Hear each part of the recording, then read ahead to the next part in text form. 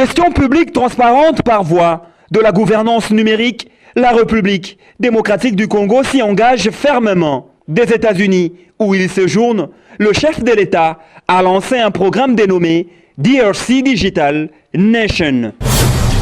Ils volent, ils pillent, ils emportent. C'est chaque nuit que les habitants de Mongafula déplorent les attaques armées dans leur domicile. Quelques malfrats, présumés auteurs de ces actes ignobles, sont tombés dans les filets de la police nationale congolaise, ville de Kinshasa. Des dégâts matériels importants, heureusement, sans perte en vies humaines. C'est le bilan provisoire de l'incendie qui s'est déclaré ce lundi au Centre de recherche géologique et minière. Très heureuse de vous retrouver pour vous informer, Madame, Monsieur. Bienvenue dans ce Midi Actualité sur la 2e chaîne nationale. Le président de la République, Félix-Antoine Tshisekedi, réaffirme sa détermination à faire de la RDC une véritable nation digitale. À New York, il a procédé au lancement officiel de cette ambition, œuvrant ainsi la voie à une gouvernance numérique tournée vers l'avenir. Suivez. Digitaliser la République démocratique du Congo a toujours constitué l'une des préoccupations majeures du président de la République Félix-Antoine Tshisekedi Tshilombo depuis son avènement à la magistrature suprême. En marge de la 80e Assemblée générale des Nations Unies à New York, le chef de l'État a présidé la cérémonie de présentation du programme DRC Digital Nation 2030 aux investisseurs potentiels partenaires de la RDC. Outre l'instauration du meilleur climat des affaires, la RDC s'engage à emprunter résolument la voie de la gouvernance numérique pour une gestion publique plus transparente, plus efficace et plus redevable. C'est ici l'occasion de remercier les entreprises et nos partenaires pour les investissements consentis dans notre pays ces dernières années. Ils témoignent de la confiance nous accordée qui fait de l'amélioration du climat des affaires une priorité constante. Quant aux piliers gouvernance et régulation, la promulgation du Code du numérique en mars 2023 constitue un tournant majeur. Texte pionnier, il érige une architecture de confiance pour les utilisateurs, protège les données à caractère personnel, sécurise les transactions électroniques et la propriété intellectuelle, tout en renforçant l'attractivité du secteur pour les investisseurs et les startups. Le Code du numérique jette également des bases de l'écosystème institutionnel de lutte contre la cybercriminalité et les menaces du cyberespace, garantissant un développement du digital dans un environnement sécurisé, fiable et propice aux affaires. En outre, la stratégie nationale d'intelligence artificielle en cours de finalisation sera validée avant la fin de cette année et s'accompagnera d'un cadre de gouvernance des données et d'un effort massif de formation dont le projet de construction d'une académie d'intelligence artificielle témoigne de cette volonté. Depuis 2019, la RDC, sous l'impulsion du président de la République Félix-Antoine Tshisekedi Tshilombo, s'est engagée dans un vaste chantier de numérisation à l'échelle nationale. La marche a été souvent ralentie par l'impératif sécuritaire provoquant des perturbations. Voilà pourquoi le chef de l'État a salué les processus de négociation conduits avec l'appui des États-Unis d'Amérique, pays avec lesquels la RDC renforce une coopération stratégique ouvrant la voie à une paix durable après plus de 30 ans de conflits injustes qui ont endeuillé tant de familles congolaises. Interdiction de délivrer des documents tels que personnalité juridique, certificat de nationalité, permis de culte par le ministre d'État, ministre de la Justice et garde de Sceaux, Guillaume Ngefa. Ce dernier veut voir clair sur les réseaux mafieux et la corruption qui entachent la régularité de la dite délivrance. Les détails avec Gustave Tchibumbu.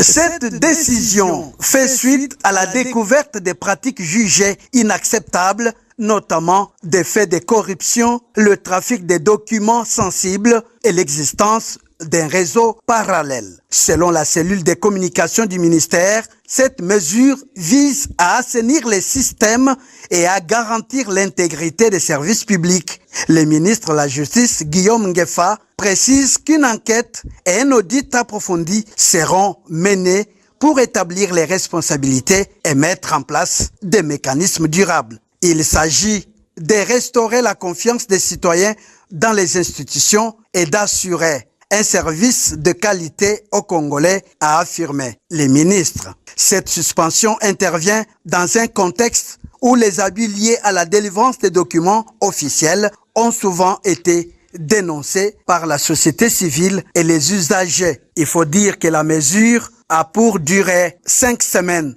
tout au plus.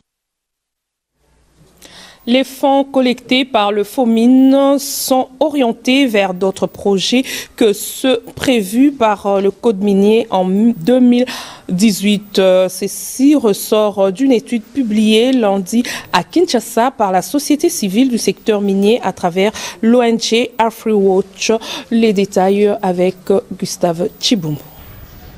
L'étude met en lumière la gestion financière du fonds minier pour les générations futures, institué par les codes miniers du 9 mars 2018 et jouissant d'une autonomie administrative et financière, le FOMIN a pour mission principale de constituer des richesses matérielles et ou financières en nature ou en numéraire en vue de contribuer à la pérennisation de la recherche minière pour garantir l'après-mine en faveur des générations futures. Selon ce rapport publié par l'ONG AfriWatch, membre de la société civile, cette mission est loin d'être mise en œuvre au vu des dépenses effectuées.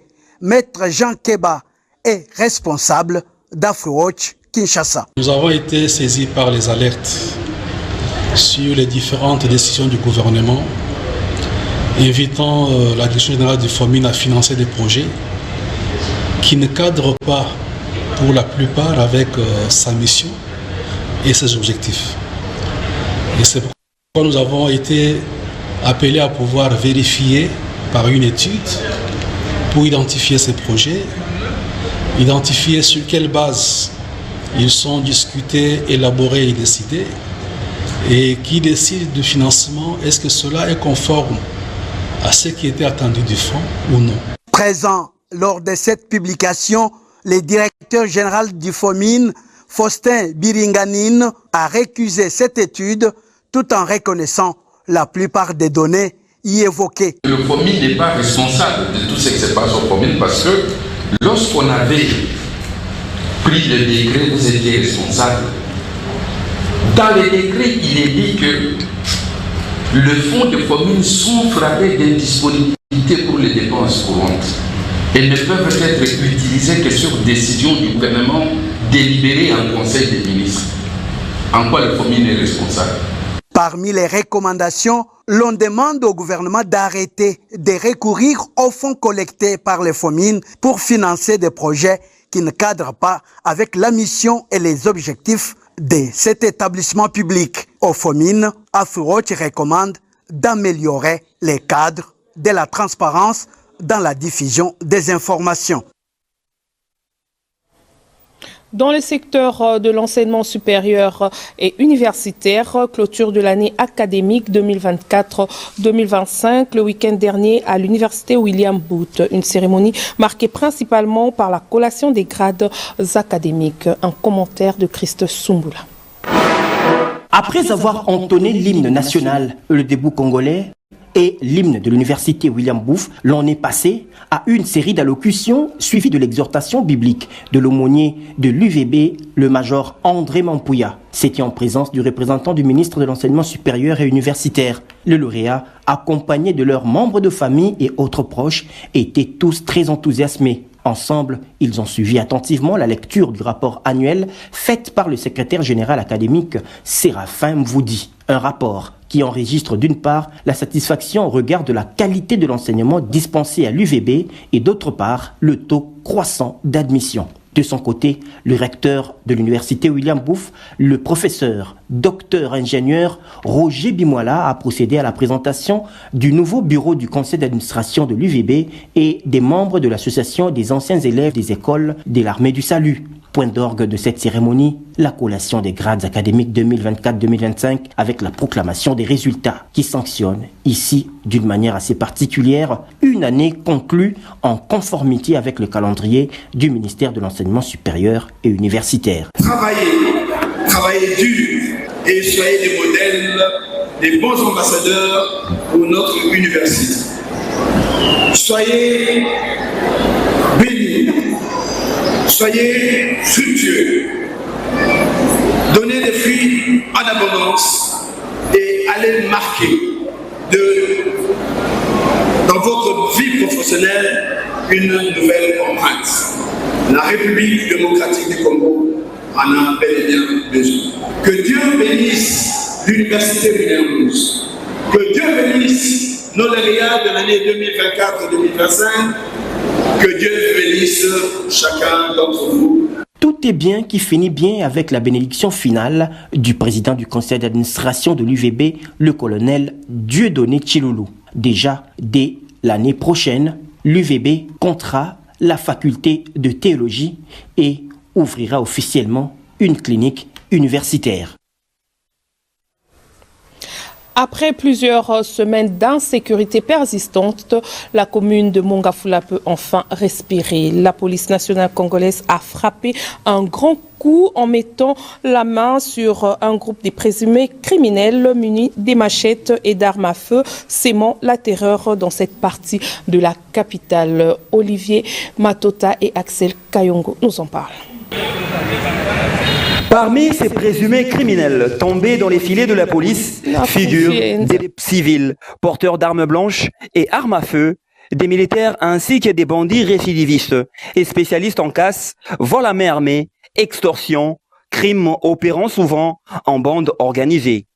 Selon les aveux du commissaire supérieur principal Faustin Mounene Mbangi, ces inciviques doivent répondre de leurs actes de barbarie ayant plongé de nombreuses familles dans la détresse. On vient de vous montrer les groupes de Makala et les groupes de gens qui bougent de là-bas, dans d'autres districts, qui viennent ici. Mongafula, c'est très vaste. Mongafula est très vaste. Et puis il y a des autorités qui arrivent à Mongafula s'installer. Et ils viennent ici trouver l'ordre public. Jamais, pendant ma période ici, j'avais toujours dit nous allons mettre à mal jusqu'à la dernière retranchement et décourager tous ces malfaiteurs. Officiellement présenté ce dimanche au commissariat urbain de Mongafula, devant le bourgmestre de cette municipalité, Séverin Lumbu Malamba, quelques plaignants, victimes qui ont eu la malchance de croiser ces inciviques sur leur chemin, n'ont pas tari d'éloges pour saluer le travail abattu par les éléments de force de police. Vous avez vu, il y a quelqu'un qui est là, qui vient d'être arrêté ici pour la 3e fois. Il a été présenté ici pour la 3e fois, ils sont là pour la 2e fois et nous n'allons pas nous fatiguer. Après ici, ils seront envoyés à la hiérarchie et de là, il faut que la population puisse venir charger ce genre de personnes. Ceux qui ont été arrêtés en flagrant délit, ça va, et ceux qui ont été arrêtés parce qu'il a été accusé. Il y a des plaintes ici. Et nous, à notre niveau, les rapports vont monter à la hiérarchie et nous demanderons à tout celui qui pourra avoir des dossiers de travailler à bon escient de telle sorte que ces gens puissent diriger leur peine pour éviter que la population puisse continuer à vivre dans la psychose. Ces arrestations collectives sont perçues comme un avertissement aux récalcitrants, fauteurs de troubles qui menacent la quiétude des habitants de cette partie de la capitale. L'autorité municipale a appelé la population à collaborer avec les forces de l'ordre en vue de signaler toute présence suspecte pour garantir une sécurité efficace. Aucune perte en vies humaines, mais d'importants dégâts matériels. C'est le bilan de l'incendie qui a ravagé plusieurs biens de valeur se trouvant dans l'enceinte du centre de recherche géologique et des mines situé non loin de la morgue de l'hôpital Mamaemo. Les faits se sont déroulés hier lundi 29 septembre 2025. Nuages de fumée, détonation de gaz, accompagnés de flammes de feu. Les entrepôts de fortune, érigés dans l'enceinte du centre de recherche géologique et de mines, n'ont pas échappé au drame. À l'arrivée des agents du service anti-incendie, les flammes avaient déjà ravagé quelques compartiments, notamment les restaurants de fortune, magasins des réchauds à gaz, garages, ateliers de peinture et d'ajustage, voitures, ainsi que des documents et autres pièces d'une imprimerie sur place. Vu ce qui s'est produit, le feu qui a ravagé presque beaucoup de choses ici, les matériels qui étaient derrière là. Bon, heureusement qu'il n'y a pas eu mort d'homme ou un incident grave, mais ça nous fait très mal de voir le feu consumer comme ça les biens du centre. On va mener une enquête pour savoir l'origine, les causes de l'incendie. Aucune perte en vies humaines a été signalée grâce à la promptitude du service anti-incendie, mais d'importants dégâts matériels ont été enregistrés au grand désarroi des locataires installés sur le lieu. C'est la société de Koweït Gaz qui vend le gaz en échange de bouteilles. On ne sait pas déterminer la cause parce qu'on parle de gaz. Mais ça a commencé où? Est-ce que c'était le gaz qu'on préparait avec ou bien le gaz qu'on vendait? On ne sait pas parce qu'ici, là, il y avait mélange de business. Il y avait l'imprimerie, il y avait le restaurant de fortune, je vais dire. Il y avait les dépôts de gaz. Donc, on ne sait pas exactement le fait a commencé où. Vu qu'on n'a pas vu là quand ça a commencé, on ne sait pas déterminer l'origine de ces faits. À noter que le centre de recherche géologique et de mines est sous tutelle du ministère de la Recherche scientifique et innovation technologique, à ce jour annexé au ministère de l'Enseignement supérieur et universitaire. Parlons religion dans ce journal en marge du service divin d'action de grâce à l'église néo-apostolique qui se pointe à l'horizon. Un service de préparation pour les fidèles a été célébré avec faste par l'apôtre de district Elitati Mukinda dimanche 28 septembre 2025 à Kincentre 2 à la communauté de Matete. Depuis son mandatement par l'apôtre patriarche, le nouvel apôtre des districts de l'église néo-apostolique de la RDC Ouest, Elitati Mukinda, a été chaleureusement accueilli par le fidèle de Kincentre 2 à l'occasion de sa toute première visite pastorale. Ce déplacement s'inscrit dans le cadre du service divin de préparation à l'action des grâces prévu pour le 5 octobre prochain. Une présence hautement symbolique marquée par une ambiance fraternelle et recueillie. Devant une assemblée composée de nombreux fidèles, les choristes ainsi que des serviteurs de Dieu de ces chants apostoliques, l'apôtre des districts Elitati Mukinda a transmis un message inspiré de l'épître aux Éphésiens, chapitre 3, versets 20 à 21, soulignant le pouvoir illimité de Dieu et l'appel à lui rendre toute la gloire, car il est capable de faire au-delà de tout ce que nous demandons ou pensons. Faisons au-delà de nos limites et avec son aide, nous serons surpris des résultats. Ah, il y a les actions de grâce qui viennent. Et là aussi, nous avons aussi le choix. Ah, il y en a beaucoup qui vont dire, on va faire comme les pharisiens, nous allons donner le superflu, mais on peut aussi dire non, je vais faire comme la veuve. Je vais faire au-delà de mes limites. Pas pour que moi je sois glorifié, mais pour que le Père qui voit dans le secret soit glorifié. Point d'orgue de cette rencontre spirituelle, l'assistance à l'autel des grâces de l'apôtre Eugène Kalala et de l'ancien des districts Honoré Matuidi. Un moment attendu, empreinte de bénédiction et de renforcement spirituel pour les enfants de Dieu. Nous profitons aussi de cette occasion pour lancer un message de sensibilisation à tous les fidèles néo-apostoliques de la RDC Ouest pour que le dimanche 5 octobre, nous puissions apporter nos chants de louanges, nos offrandes dans la maison de notre Père Céleste pour la gloire de Dieu et non pour la gloire des hommes. C'était vraiment une surprise pour nous et nous sommes vraiment remplis avec cette bénédiction-là. Ce service divin s'inscrit également dans une série d'événements marquants, notamment les concerts des chorales Kincentre 2 prévus pour le samedi 4 octobre dans la communauté de Matete. Initiative qui s'inscrit dans le cadre de prérogatives de la commission territoriale de musique chargée de suivi des choristes. Autre temps fort de cette rencontre spirituelle, la célébration de la Sainte Seine en mémoire des défunts. Un moment solennel auquel on prépare plus de 690 fidèles venus se recueillir dans la foi et la communion à King Centre 2. Bouclons ce journal avec une note sportive. La République démocratique du Congo en deuxième position du tournoi de la communauté économique des États d'Afrique centrale. C'était dernièrement à Yaoundé au Cameroun, comme l'indique ce reportage.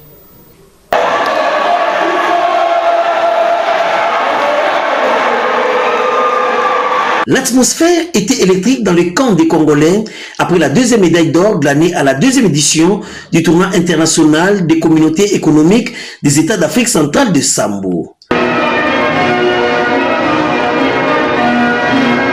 Une performance inédite et historique qui a permis au coach Niembo Chamala de la team RDC de se déchaîner.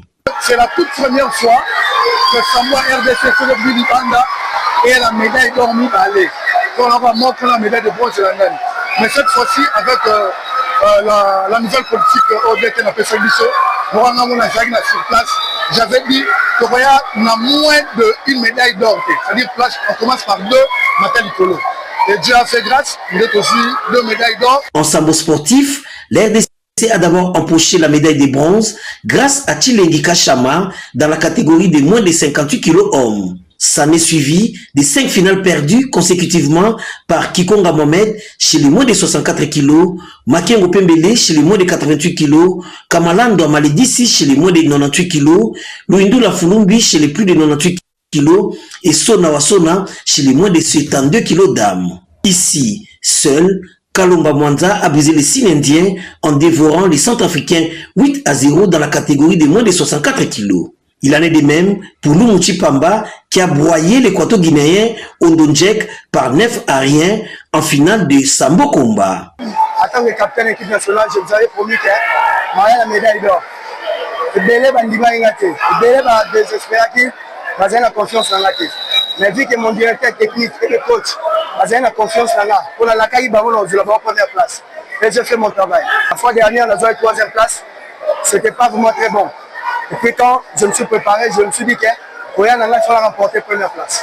C'est pour cela que j'ai assumé ma place. Après un total de 8 médailles, dont 2 or, 5 argent et 1 bronze, la RDC se classe en 2e position derrière le Cameroun, pays hôte qui a ravi 16 médailles, dont 12 or. Signalons que 10 pays ont pris part à ces tournois, marqués par la présence de Shango Omatete, délégué de l'ambassadeur de la RDC au Cameroun.